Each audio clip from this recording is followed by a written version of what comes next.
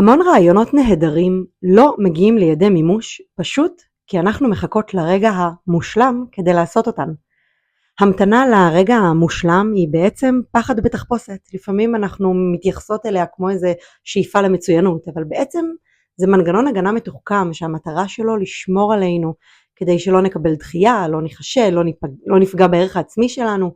יש כאלה שהתייחסו להמתנה הזו כדחיינות שמחוברת לעצלנות, בעיה של כוח רצון או בעיה בניהול זמן.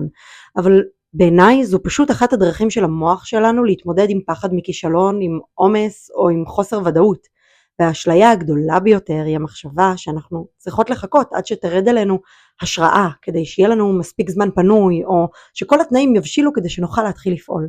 אבל המציאות מוכיחה לנו אחרת. ברגע שאנחנו עושות צעד אחד קטן, אפילו אם הוא טכני, חלקי או לא מושלם בכלל, אנחנו שוברות את מעגל הקיפאון ומתחילות לייצר תנועה. ומתוך הצעדים שלך, הדרך שלך תתגלה לך. זה כמו שאת נוסעת ברכב בתוך ערפל, ורק עם התקדמות תוכלי לראות את המשך הדרך שקרובה אלייך. אנשים שמסביבך, שאת רואה כהשראה, שמשיגות יעדים וחוות הצלחה, לא מחכות שהדרך תהיה ברורה לגמרי ומושלמת כדי לצאת לדרך. הן פשוט יוצאות לדרך ומגלות את הדרך תוך כדי תנועה.